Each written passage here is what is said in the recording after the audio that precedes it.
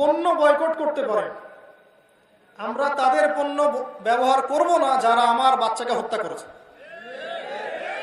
আমরা তাদের পণ্য ব্যবহার করব না যারা আমার বোনদেরকে ধর্ষণ করেছে, যারা আমার ভাইদেরকে হত্যা করেছে, আমরা ওদের পণ্য ব্যবহার করব না। আমাদেরকে বিকল্প পণ্য নাই? আছে না নাই ভাই? বাসায় গিয়ে লিস্ট করবেন ওদের পণ্য কি কি, দেখেন আপনার বাসায় ওই পণ্য আছে কিনা। ইকোনমিক বয়কটটা কত গুরুত্বপূর্ণ আপনাকে বলে, যারা ইকোনমিক্স নিয়ে পড়াশোনা করেছেন আপনারা বুঝবেন, শিক্ষিত মহল। এগুলো বিজনেস থেকে তারা বুলেট কেনে, বুলেট, সেই বুলেট আপনার ভাইয়ের বুকে চালায়। আপনি যখন এটা বন্ধ করছেন আপনি বুলেট ঠেকিয়ে দিচ্ছেন। আমি যখন এটাকে বয়কট করছি বুলেট ঠেকিয়ে দিচ্ছি। বাদশা ফয়সাল নাম শুনেছেন? ওই যে কিং ফয়সাল অ্যাওয়ার্ড দেওয়া হয়, এই একমাত্র একটা সাহসী নেতা দেখেছিলাম লাস্ট 100 বছরে, অনেক নেতার মধ্যে একজন, অয়েল পুরো তেল বয়কট করে দিয়েছে, যে আমরা পশ্চিমা থেকে কোনো তেলই দিব না। এটা জানেন হিস্ট্রি? তেল বয়কট, তেল দিব না। এই তেল না পেয়ে ওদের অবস্থা খারাপ হয়ে গেছিল, তেল পাবো কোথায়? কারণ আল্লাহ পাক এই পুরো বিশ্বের 4 ভাগের 3 ভাগ তেল দিয়েছেন মধ্যপ্রাচ্যে। সুবহানাল্লাহ। মুসলমানদের হাতে, এগুলো কাদের হাতে? এটা কি ইহুদিদের হাতে? 4 ভাগের 3 ভাগ। তো তিনি তেল দেওয়া বন্ধ করে দিয়ে, তেল দিব না। এরপরে কত যে চড়াই উতরাই গেল, তারপরে এক জায়গায় পশ্চিমারা তাদেরকে হারিয়ে দিল। কোন জায়গায়? লোভ। কোন জায়গায় বলেন? এসে বলল যে ঠিক আছে তেল আপনি দিতে চাচ্ছেন না, একটা সন্ধি চুক্তিতে আসে। কি চুক্তি?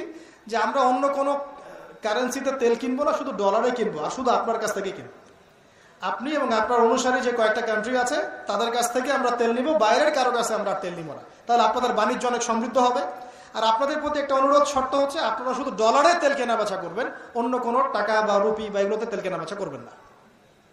এই তেল মানে অয়েল, আর এই ডলার মানে ডলার, এই হয়ে গেল petrol dollar, petrol dollar, petro dollar monetary system. এখন আপনি সারা বিশ্বে ডলার ছাড়া তেল কিনতে পারবেন না। এটা হলো উম্মার সাথে একটা গাদ্দারি। এর ফলশ্রুতিতে ডলার হয়ে গেল একদম সুপিরিয়র কারেন্সি, আর তেলের একচ্ছত্ব অধিকার ওরা লাভ করে ফেলে। এইগুলো যদি মুসলমানরা বন্ধ করে দিতে পারত, আমি এখানে গলা ফাটায় কথা বলে কোনো লাভ নাই, আমি জানি আদতে আসলে কিছু হবে না, সকালবেলা আপনারা ভুলেও যাবেন। কিন্তু একটা কথা চিন্তা করেন, খালি চিন্তার খোরাক নেন, যদি এইটা আমরা বন্ধ করতে পারতাম ওই সময়, তাহলে কি ওরা এত দূর পর্যন্ত আসতে পারতো? যখন আপনি একটা থাপ্পড় খাচ্ছেন কিছুই বলছেন না, তখন তো একটা থাপ্পড় খাবেন। হাত ভেঙে ফেললো, কিছুই বললেন না, তখন তো আরেকটা হাত ভাঙবে। এই তো হচ্ছে অবস্থা। তো আমরা কি করতে পারি? কি সুন্দর করে এসে বলতেছে অনলাইনে প্রত্যেকটা জায়গায় আমি যা ব্যবহার করছি এগুলোই মনে হয় ওদের প্রোডাক্ট। আপনি যে ফোন থেকে শুরু করে, ডিভাইস থেকে শুরু করে, কি নাই যেগুলো ওদের। তা আমরা তো অনেক আগেই হেরে গেছি ভাই। অনেকে বলে যে এখন যুদ্ধ হচ্ছে, এটাই ভুল কথা। যুদ্ধ তো সেই 1917 সাল থেকেই শুরু হয়ে গেছে। যখন তারা এটা দখল করলো অটোমান থেকে সরাই দিয়ে, তখন থেকেই তো আমরা যুদ্ধের মধ্যেই আছি। নতুন করে আবার কোথায় যুদ্ধে গেল? নাকি আপনি ওই সময়কার দখলটাকে মেনে নিচ্ছেন এবং তার রাষ্ট্রের অস্তিত্বকে স্বীকার করছেন? স্বীকার করছি না। তাহলে ওই সময় থেকেই তো যুদ্ধের মধ্যেই আছে। কিন্তু এত কিছুর মধ্যে থাকার পরও ইকোনমিক্যালি আমরা স্ট্রং হতে পারলাম না, ওদের সবকিছু ইউজ করতে হচ্ছে। প্রত্যেক দিনই ভাই বোন আমরা ওদের প্ল্যাটফর্মেই ওদের বিরুদ্ধে প্রতিবাদ করতে যাই, এবং এটাকে ওরা অস্ত্র হিসেবে ইউজ করে। আপনি একটা পোস্ট দিয়েছেন, আপনার পোস্ট কি কেন্দ্রিক সেটা সবাই দেখছে, এবং তাদের মনিটর আছে, মনিটর হয়ে গেলেন।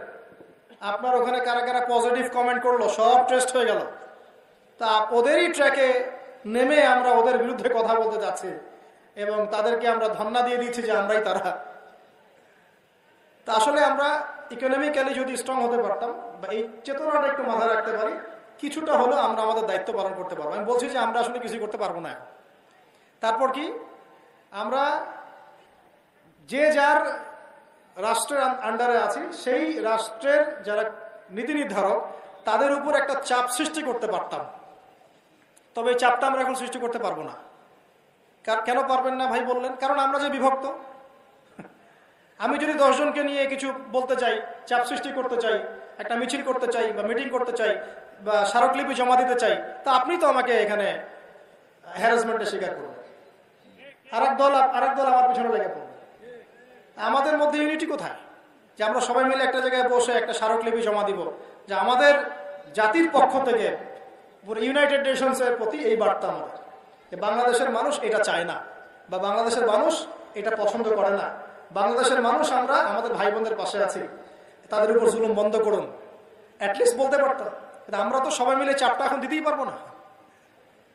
পারবেন? এই হলো অবস্থা। তাহলে ভিতরে গলদ রেখে আমি যে বললাম শুরুতে অনেক বড় বড় কথা বলে লাভ নাই। তো এটা একটা অপশন ছিল, যদি এভাবে প্রত্যেক মুসলিম কান্ট্রি থেকে চাপ আসতো, ও বাধ্য পিছু হটতে, ও পিছু হটতে বাধ্য। এখন এই লাস্ট 100 বছরের অবস্থা এই জায়গায় আসছে যে ওর সাথে তো কথা বলার কোনো সুযোগ নেই আমাদের। ও একটাই ভাষা বুঝবে, সেটা হলো অস্ত্রের ভাষা। ওর সাথে একটা ভাষাতেই কথা বলা যায়, সেটা হলো অস্ত্রের ভাষা। কিসের নেগোসিয়েশন, কিসের শান্তি চুক্তি? ওদের সাথে কোনো শান্তি হতে পারে না। বিগত 100 বছর থেকে জুলুমের শিকার ওরা। এখন এই জালেমদের সাথে আপনি আর কি সফট ভাষায় কথা বলবেন? কিন্তু আমরা এখন হতভাগে এত দুর্বল হয়ে পড়ছি ওয়ার্ল্ড অ্যাফেয়ার্সে, আমরা এটা করতে পারি। কিছু হলে আমাদেরকে স্যাংশন দিবে। দেখলেন না কয়দিন আগে, ডান থেকে বামে গেলে স্যাংশন দিয়ে দিব, এই করে দিব, সেই করে দিব, ভিসা দিব না। আমরা তো দুর্বল, তারপরে আমরা অ্যাটলিস্ট আল্লাহর কাছে দোয়া তো করতে পারি। ভাই, যার যার জায়গা থেকে মন খুলে আমরা আমাদের ভাইদের জন্য দোয়া করবো। আমাদের মধ্যে জেরুজালেম এবং শেষ জামানা কেন্দ্রিক সচেতনতা বাড়াবো, ইতিহাসগুলো সবাইকে জানাবো, আমাদের বাচ্চাদেরকে জানিয়ে যাব যে আসলে কি হচ্ছে, কি হতে যাচ্ছে। ওরা যেন এই গল্পটা জানে যে সামনে কি হবে, ইন ফিউচারটা কি হবে, ওরা যেন জানতে পারে। পসিবল হলে আমরা ইকোনমিক ভাবে ওদেরকে বয়কট করতে পারি। যদি আমাদের হাতে তেলের ক্ষমতা থাকতো, আমরা তেল বয়কট করে ফেলতাম, দেখতাম তারপর কয়টা প্লেন ফ্লাই করতে পারে। এই সৎ সাহস আল্লাহ পাক তাদেরকে দেন নাই, বিকজ তাদের মসনদ টিকে আছে ওদের সহযোগিতায়। বেশি বলতে চাচ্ছি না, অনেক বেশি বলে ফেলবো, মানে আমি নিজেকে আবার কন্ট্রোল করতে পারি না অনেক সময় বলতে গেলে। সবশেষ কথা, অ্যাটলিস্ট আমরা দুর্বলতার জায়গা থেকে আমাদের কর্তৃপক্ষের কাছে একটা দাবি উঠাতে পারি যে আমরা পুরো নেশন জাতিগতভাবে যেন জালেমের বিপক্ষে থাকি, মাজলুমের পক্ষে থাকি। এটা আমাদের মনের দাবি, প্রাণের দাবি। অ্যাটলিস্ট আল্লাহর কাছে বলতে পারবো যে আল্লাহ, আমরা জালেমকে সমর্থন করি নাই, মাজলুমের পক্ষে আমরা ছিলাম, আমাদের হাত পা বাধা ছিল, কিছু করতে পারি। আর যাদের করার সামর্থ্য আছে, ওরা যদি এখন এই সমস্যার সলিউশন না করে, আল্লাহ পাক একটা একটা করে ধরবেন আর হিসাব নেবেন ইনশাআল্লাহ। তবে হতাশ হবেন না, হীনবল হবেন না, কারণ আল্লাহ পাক ওয়াদা করেছেন তার নবীর মাধ্যমে আস্তে আস্তে এই বিজয় মুসলমানদের দিকেই ঘুরে আসবে ইনশাআল্লাহ। এবং ওই জায়গা যতক্ষণ পর্যন্ত ঈসা ইবনে মারইয়াম নিজেদের করে না নিচ্ছেন, ইমামুল মাহদী আমাদের করে না নিচ্ছেন, ওখানে দাজ্জালকে হত্যা করা না হচ্ছে, ততক্ষণ পর্যন্ত কিয়ামত হবে না ইনশাআল্লাহ। আল্লাহ পাক আমাদের সবাইকে যেন, যদি হায়াত থাকে, ওই দিন দেখে যাওয়ার তৌফিক দান করেন। যদি আমাদের মধ্যে কেউ আমরা বেঁচে না থাকি, আমাদের সন্তানদেরকে যেন ওই জাইশে অংশ নেওয়ার তৌফিক দান করেন। আল্লাহ পাক আমাদের সবাইকে তৌফিক দান করুন, যাতে করে আমরা আমাদের পরবর্তী প্রজন্মকে মুসলমানের মতো মানুষ করতে পারি। আমরা আমাদের তাসকিয়া বাড়াই দেই, আমাদের তাহাজ্জুদ, নামাজ, সওম, দোয়া, ইস্তেগফার এগুলো বাড়াই দেই, এবং আমাদের উপরে যেন এরকম কোনো পরিবেশ না আসে, সেজন্য এখন থেকে যেভাবে প্রিপারেশন নেওয়ার সেটা নেন। নয়তো কালকে দেখবেন আমাদেরকে নিয়ে অন্য কোনো জায়গায় ওয়াজ হচ্ছে, আর অন্য কোনো বক্তা আমাদের ব্যাপারে এই নসিহতগুলো করছেন যে আমি এখন প্যালেস্টাইনের বিষয় করলাম। আল্লাহ পাক সেই দিন আমাদেরকে না দেখেন।